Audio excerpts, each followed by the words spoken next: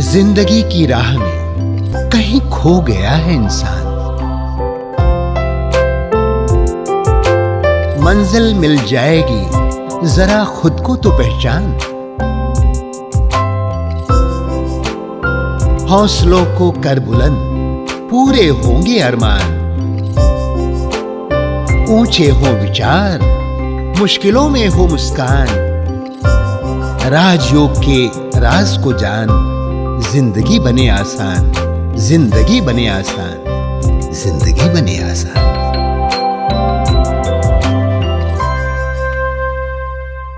नमस्कार दोस्तों, ओम शांति। स्वागत है आप सभी का हमारे प्रोग्राम जिंदगी बने आसान में। दोस्तों, जिंदगी में जिस व्यक्ति की जितनी कम शिकायतें होंगी उतना ही वो ज़्यादा खुश रहेगा। ज़िंदगी को लेकर के हम कई बार बहुत सारी चीज़ों को एक साथ एक्सपेक्ट करने लगते हैं। हम चाहते हैं कि ज़िंदगी हमारी परफेक्ट हो, पर कई बार हम ऐसी चीज़ों को नज़रअंदाज कर देते हैं जो ज़िंदगी ने हमें पहले से दी हैं। तो हर चीज़ का वैल्यू कीजिए और आप महसूस करेंगे कि धीरे धीरे आपको रियलाइज़ होने लगेगा कि आपकी जो लाइफ है वो एक्चुअली में अभी ही परफेक्ट है। इस बात के साथ आज के प्रोग्राम की हम शुरुआत करते हैं। हमारे साथ है जाने माने मनोचिकित्सक डॉक्टर अवधीश शर्मा जी। ओम शांति। ओम शांति। वेलकम टू आवर शो भाई जी। Thanks a lot. डॉक्टर साहब, हम बात कर रहे हैं ज़िंदगी की। कई बार ऐसा होता है कि उसके अंदर में हम बहुत सारी चीज़ों को एक साथ लेके चल रहे होते हैं, जिसके अंदर में कहीं ना कहीं जो असली महत्व, जो असली इम्पोर्टेंस है लाइफ का, वो कहीं ना कहीं खो सा जाता है। ऐसे में हमारे वैल्यूज़ हमारे काम आते हैं। हमारी जो ज़िंदगी से सीखी हुई चीज़ें होती हैं वो हमें मदद करती हैं आगे बढ़ने में। ऐसे में कौन सी ऐसी वैल्यूज़ है जिसकी ज़रूरत है ज़िंदगी में आगे बढ़ने के लिए?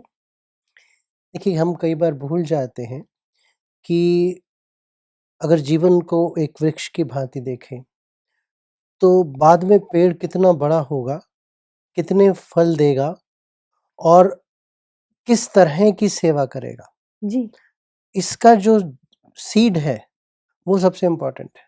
ट्रू। क्योंकि अगर सीड अच्छा है और उसके बाद उसको सही नर्चरेंस मिले, खाद, पानी, हवा, तो वो अच्छी तरह से बढ़ेगा।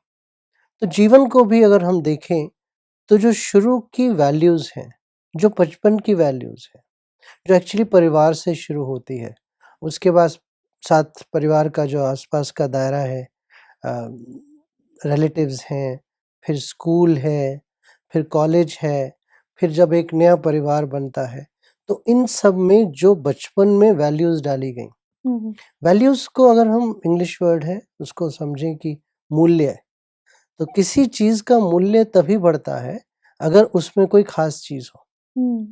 लोहा भी एक धातु है और सोना भी एक धातु है, लेकिन क्योंकि सोने की वैल्यू ज़्यादा मानी जाती है इसलिए वो ज़्यादा बिकता है।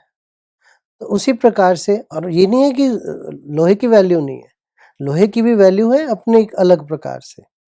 तो बचपन में हम अब इतने खो गए हैं पढ़ाई में, अच्छे स्कूल को डालने में, उनको कई तरह की हॉबीज़ सिखाने में, कि जो कोर चीज़ है जिसकी वजह से उसने पूरे जीवन में किस रूप से जीवन को जीना है और देखना है, उसको देना हम भूल जाते हैं। क्योंकि वैल्यू एक ऐसी चीज़ है जो कि आप किताबों में से पढ़ के नहीं पा सकते। उसके लिए सिखाने की भी एक्चुअली ज़रूरत नहीं होती, लेकिन वो आप खेल-खेल में सीख सकते हैं।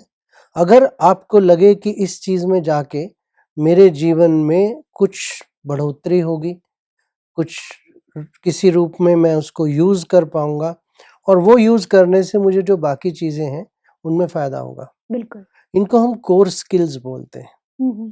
कोर स्किल्स का मतलब ये है कि अगर आपने ये चीज़ समझ ली और सीख ली तो वो किसी भी चीज़ पे आप अप्लाई कर सकते हैं। ओके। जैसे एक स्क्रू ड्राइवर है, तो स्क्रू ड्राइवर जो है वो साइकिल के भी पेच को खोल सकता है और हवाई जहाज़ के पेच को भी खोल सकता है।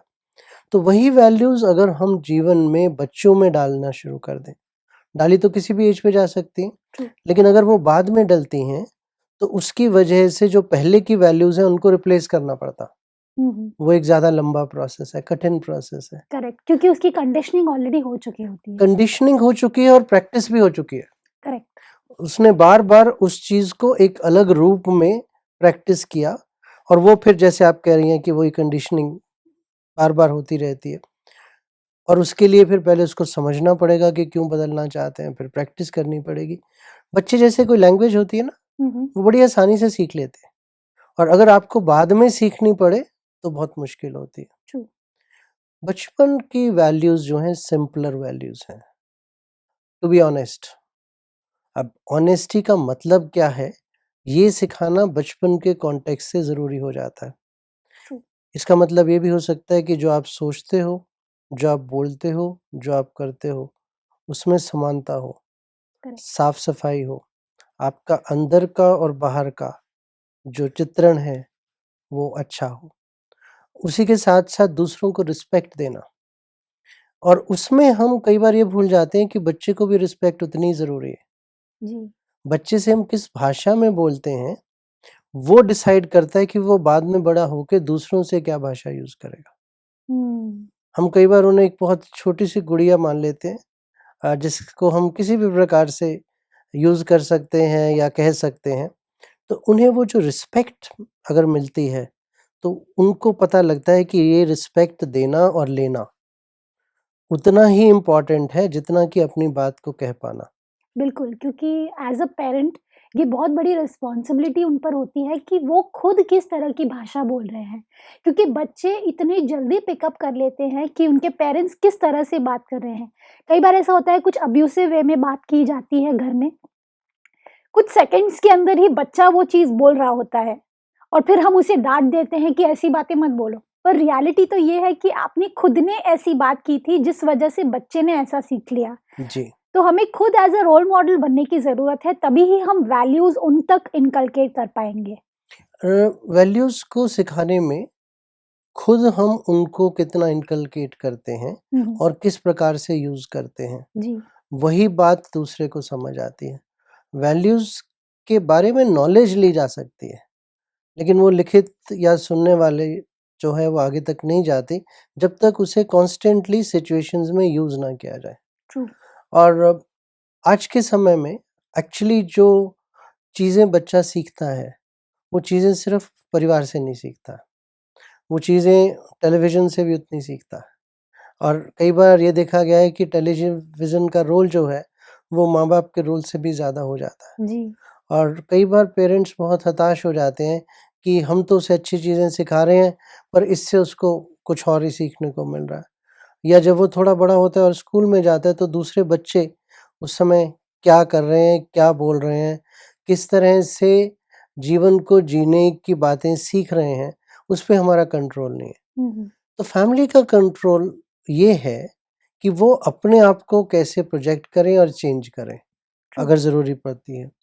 अ, सेल्फ एस्टीम या सुमान वो एक ऐसी वैल्यू है जो इसी समय, मैं तो कहूँगा जिस दिन बच्चा पैदा होता है उसी दिन से, क्योंकि उसका अपने बारे में जो एक मन में स्वरूप बनता है, उस स्वरूप में अपने आप को वो सक्षम महसूस करता है या नहीं? उस स्वरूप में वो हर सिचुएशन से डील करने में अपने आप को पूरा पाता है या नहीं? हुँ, हुँ। उसे अपने बारे में कैसा महसूस होता है? क्या वो शाई महसूस करता है क्योंकि उसे लगता है कि मैं पूरी तरह से ठीक नहीं हूँ, उतना अच्छा नहीं हूँ, उतना सुंदर नहीं हूँ, उतना स्मार्ट नहीं हूँ, जितना भी। जी। और वहाँ पर कई बार मुश्किल ये आती है कि कुछ शब्द जो हम इस्तेमाल करते हैं बच्चों के लिए, वो शब्द उसके मन में घर कर जाते हैं बिल्कुल। और नेगेटिव शब्द ज़्यादा घर कर जाते हैं मोर देन पॉजिटिव। हुँ। तो अगर आपने कहा कि तुम तो कुछ नहीं कर सकते, तो उसके मन में अपनी अब छवि बननी शुरू हो जाती है कि मैं तो कुछ नहीं कर सकता हूँ। लेकिन अगर मान लीजिए उसने कुछ ट्राई किया और नहीं भी कर पाया, लेकिन हमने एनकरेज किया कि तुमने ट्राई तो किया, नेक्स्ट टाइम इस रूप से ट्राई करेंगे।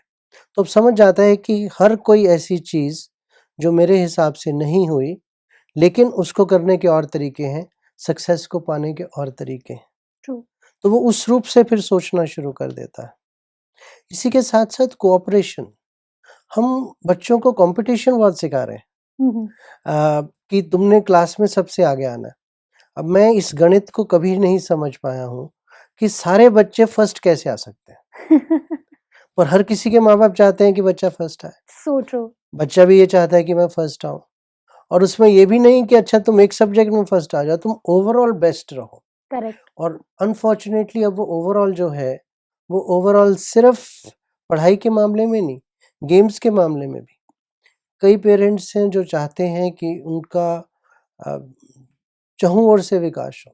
करेक्ट। कोई बुराई नहीं है, लेकिन उसको एक नई चीज़ को सीखने के रूप में आप अच्छा स्पोर्ट्समैन, अच्छा पढ़ने वाला, वेल मैनर्ड, बहुत सुंदर दिखने वाला ऐसे ज़्यादा बच्चे पैदा नहीं कर सकते। करेक्ट।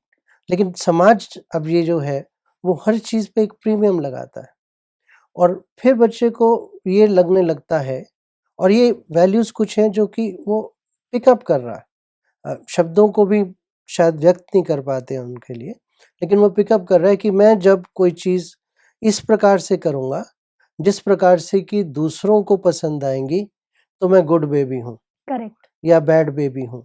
वो दोनों चीज़ें तोलता रहता। करेक्ट। इसी के साथ-साथ अगर हम एक और चीज़ देखें, कम्युनिकेशन एक वैल्यू है कि हम किस प्रकार से खुद को सम्मान में रखकर दूसरे को सम्मान दे सकें। अब दूसरे को सम्मान आप तभी दे पाएँगे अगर आप अपने आप में पूरक होंगे। अगर आपको लगता है कि मेरे पास सब गुण हैं, तो आप दूसरों को वो गुण दे सकते हैं। लेकिन अगर आपके अंदर नहीं है, तो आप खाली हाथ से किसी को कुछ नहीं दे सकते। ट्रू। सो पेरेंट्स को कहीं न कहीं उनको ये बात दिखाना, समझाना नहीं, सिर्फ़ दिखाना कि आप किस तरह से हर समय चाहें तो दूसरों की मदद कर सकते हैं और उसको कम्युनिकेट कर सकते हैं। May I help you? Can I do something for you? ये कुछ ऐसे शब्द हैं जो कि पूरी ज़िंदगी आपके साथ चलते हैं और आपकी मदद कर सकते हैं। बिल्कुल। अ, किस प्रकार से अपनी बात को कह देना है, लेकिन दूसरे को हर्ट नहीं करना। वो सॉफ्टनेस एक अलग वैल्यू है, जो कि बचपन में बहुत बखूबी सिखाई जा सकती है। क्योंकि उस समय में बच्चा जो है वो अ, खुद भी चाहता है कि दूसरे उसके दोस्त बने। उससे उसकी सेल्फ वर्थ भी बढ़ती है, सेल्फ एस्टीम बेटर होती है। लेकिन किस प्रकार से वो दूसरों को ये फीलिंग दे सकता है, तभी दूसरे उसको पसंद करेंगे। करेक्ट। और वहाँ पे कई बार पेरेंट्स दूसरा मैसेज दे देते हैं कि अगर तुमसे किसी ने अच्छा नहीं बोला, कल से उससे बात नहीं करना। करेक्ट। उसको नेगोशिएट कैसे करना है, ये बताना बच्चों को बहुत ज़रूरी हो जाता है।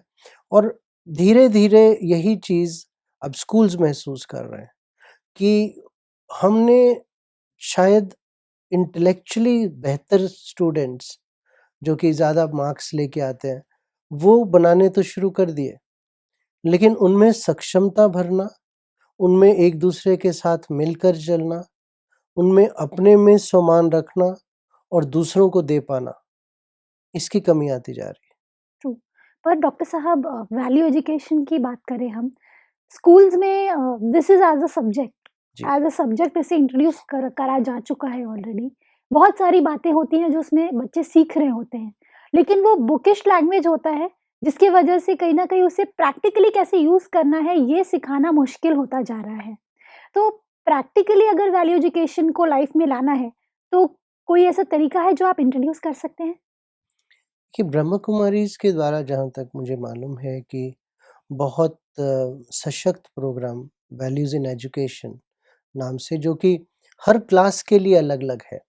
बहुत छोटा बच्चा जो है, जो 5 साल तक का है, उसके बाद जो अर्ली स्कूलिंग है, क्योंकि जैसे-जैसे बच्चा बड़ा होता है, तो उसकी ग्रैस्प करने की शक्ति बदल जाती है। बिल्कुल। बहुत छोटे बच्चे को आप कहानियों के द्वारा ही शायद चीज़ें समझा पाएँगे, क्योंकि वो कैरेक्टर्स के साथ डील रिलेट कर पाते हैं। रिलेट कर पाते हैं।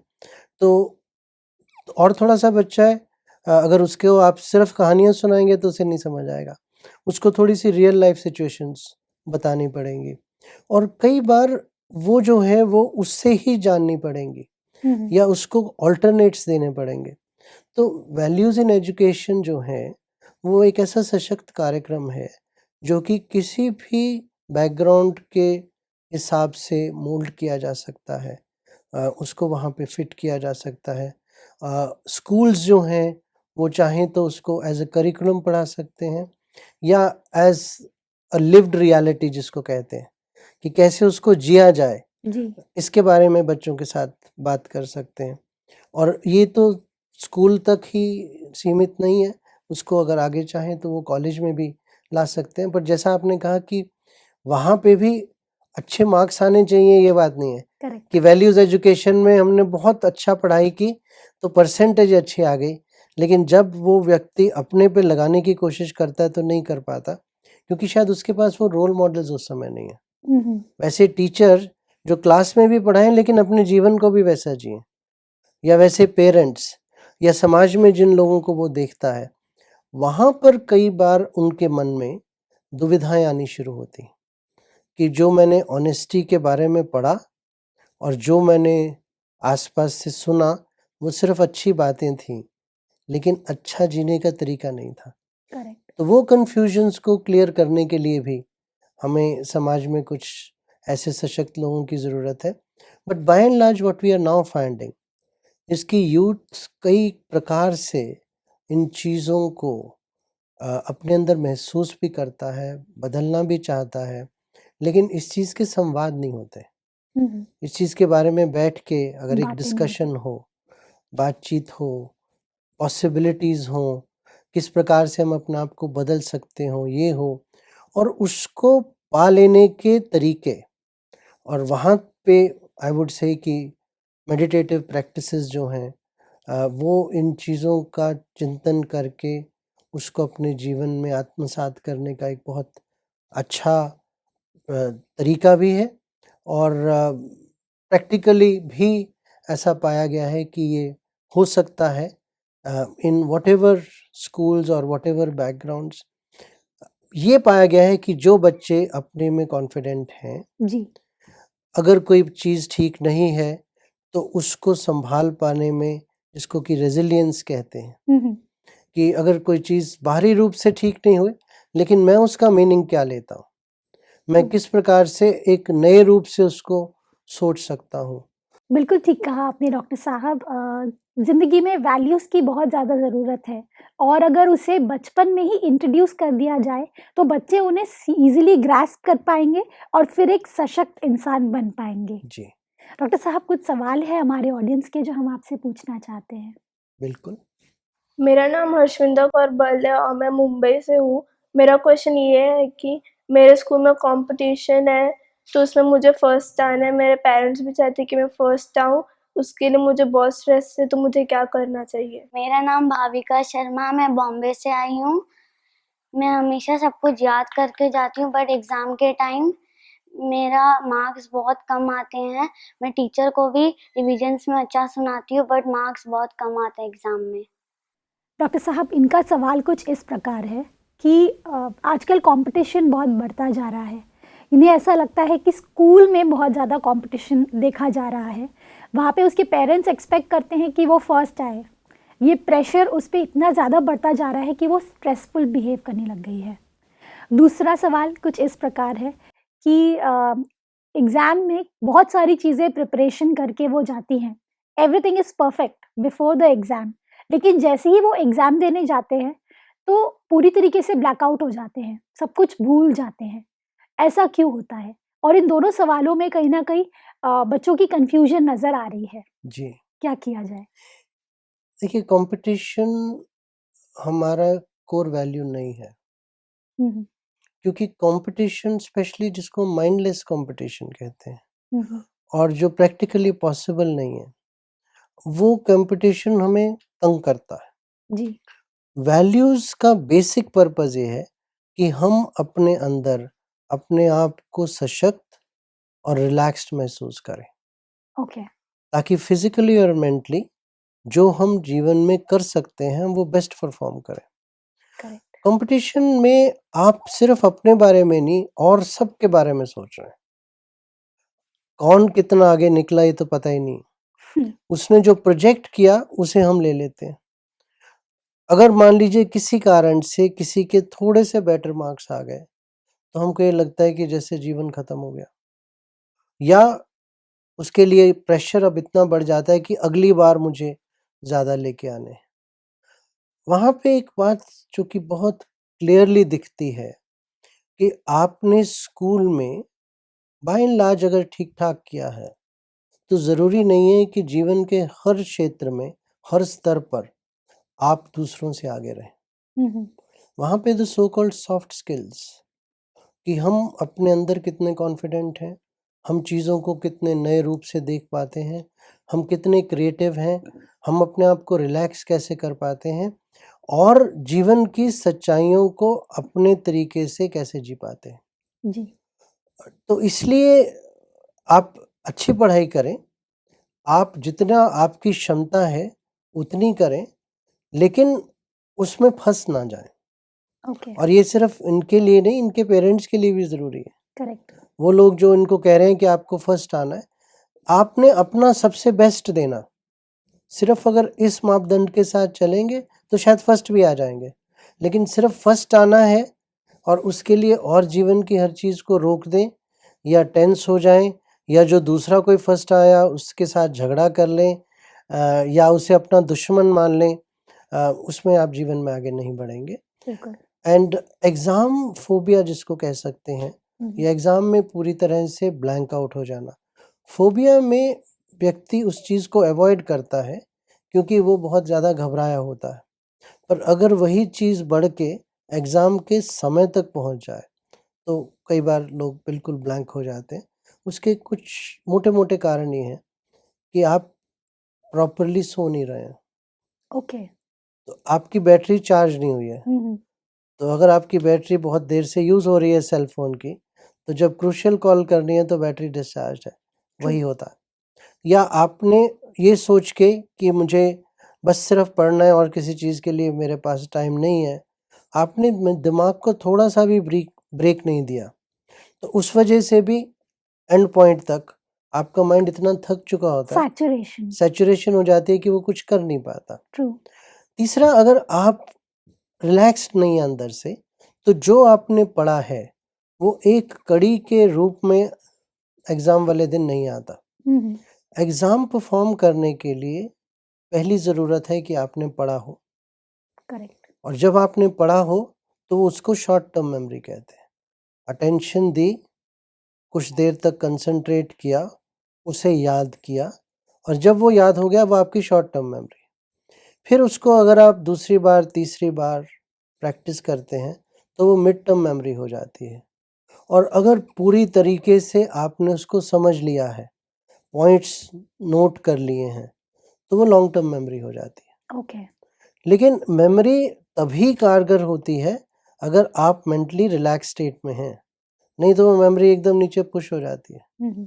और कई बार ये भी होता है कि जाने से बिल्कुल पहले आपको अगर ये घबराहट हुई कि मैंने शायद पूरा नहीं पढ़ा, या आपको ये मन में है कि एग्ज़ाम्स के रिज़ल्ट्स क्या आएँगे और उस रिज़ल्ट की वजह से मेरा फ्यूचर क्या होगा, तो वो बहुत ज़्यादा एंग्ज़ायटी होने की वजह से जितना कुछ भी है तो सही माइंड के अंदर, लेकिन वो नीचे तक दब जाता है। करेक्ट। सो बेस्ट तरीका इसके लिए यही होता है कि पहला तो जिस समय एग्ज़ाम है, उस समय अपने आप को बिठा के कुछ दिन तक प्रैक्टिस करें कि आपकी एनर्जीज़ उस समय कितनी अच्छी हैं। उसी के साथ-साथ अगर 3 घंटे का एग्ज़ाम है, तो एक बार 3 घंटे बैठ के क्या आप उन चीज़ों को याद कर सकते हैं? ये भी प्रैक्टिस करने की ज़रूरत है। जी। अगर आप बैठ सकते हैं और याद कर सकते हैं, तो पेपर को पढ़ें, पढ़ के क्या-क्या उसके आंसर्स हैं, थोड़ा-सा याद करने की कोशिश करें, बहुत ज़्यादा समय नहीं, लेकिन आप कितना अच्छा लिख सकते हैं, और फिर उसको प्रायोरिटाइज़ कर लें। ओके। प्रायोरिटाइज़ में कि जो आपको बहुत अच्छा आता है, उतना उसे लिखें, पहले लिख लें। लेकिन उतने ही समय दें जितना कि एप्रोप्रिएट है। करेक्ट। 10% मार्क्स के लिए आपने 50% टाइम गँवा दिया, उसका नहीं कोई फ़ायदा चलेगा। नहीं है। तो हर चीज़ को अटेम्प्ट करने की ज़रूरत है, और ये समझना सबसे ज़्यादा ज़रूरत है कि उस समय आप अगर सिर्फ़ एग्ज़ाम पे फ़ोकस करेंगे, दूसरे ने कितने पन्ने यूज़ किए या वो कितनी स्पीड से लिख रहा है, हाँ। अगर इस चीज़ को करेंगे तो घबरा जाएँगे, ठीक नहीं कर पाएँगे, या आपके मार्क्स कितने आने वाले हैं और उसकी वजह से आप कौन से कॉलेज में जाने वाले हैं, वो अगर सोचते रहेंगे तो फिर अगेन एंजाइटी बहुत ज़्यादा बिल्डअप हो जाएगी। This is so true. Exam के वक्त में अगर किसी और बच्चे ने सप्लीमेंट मांग लिया, हम काउंट करते रहते हैं कितने सप्लीमेंट्स वो ले चुका है। पर हो सकता है वो फिल्म की स्टोरी उसके अंदर लिख रहा हो, एग्जाम के बारे में लिख ही ना रहा। ट्रू तो आप उस समय जो कर सकते हैं सिर्फ आप अपने पे फोकस रखें, जी, दूसरे आपके लिए उस समय एग्जिस्ट नहीं करने चाहिए। बिल्कुल। And lastly but probably most importantly, कि आपके एग्ज़ाम आप अपने रूप में दे सकते हैं। उसके बाद किस टीचर ने देख के क्या मार्क्स दिए, वो आपके हाथ में नहीं है। हम्म, तो आप अपने अच्छे कार्य को करने के ऊपर फोकस करें। रिज़ल्ट जो है, जो कि एक तरह से गीता में भी वही बात कही गई है पूरी ज़िंदगी के लिए, कि आप रिज़ल्ट्स पे फोकस ना करें, क्योंकि वो रिज़ल्ट्स की जो कामना है, वो आपके कार्य में भी बाधक हो सकती है। बिल्कुल ठीक कहा आपने डॉक्टर साहब। आज हमने बहुत सारी बातें सीखी, जिसमें मुझे सबसे अच्छी बात ये लगी कि ज़िंदगी में वैल्यूज़ का बहुत महत्व है, और अगर बचपन से ही वो हमारे ज़िंदगी में डाल दिया जाए, चाहे वो पेरेंट्स के थ्रू या टीचर्स के थ्रू, तो ऑटोमेटिकली वो उनके अंदर का एक हिस्सा बन जाएंगे और उन्हें एक्स्ट्रा एफर्ट्स डालने की ज़रूरत नहीं पड़ेगी। जी, thank you so much doctor साहब। Thank you for coming in this show. Pleasure. ओम शांति। ओम शांति। दोस्तों, बहुत सारी बातें सीखी, जिसमें सबसे महत्वपूर्ण बात ये थी, जिसका सारांश ये था कि ज़िंदगी में अगर हमें आगे बढ़ना है, तो कहीं न कहीं वैल्यूज़ का बहुत ज़्यादा महत्व होता है। वैल्यू एजुकेशन वैसे तो स्कूल्स में इंट्रोड्यूस करा जा चुका है ऑलरेडी, बच्चे पढ़ भी रहे हैं, लेकिन क्या सही मायने में ज़िंदगी में हम प्रैक्टिकली जो वो देखेंगे, उस चीज़ को वो ज़्यादा अडैप्ट कर पाएँगे? तो एज़ अ पेरेंट या एज़ अ टीचर आपको ये ध्यान देने की ज़रूरत है कि क्या आपकी ज़िंदगी में वो वैल्यूज़ हैं, जो कि बच्चे देख करके सीख पाएँ। इस बात के साथ आज के प्रोग्राम को हम एंड करते हैं। आपसे फिर मिलेंगे आपके ही शो में ज़िंदगी बने आसान। ओम शांति। अधिक जानकारी के लिए संपर्क करें। जिंदगी बने आसान, Brahma Kumaris Godlywood studio, Shantivan, Abu road. Call 80949134887।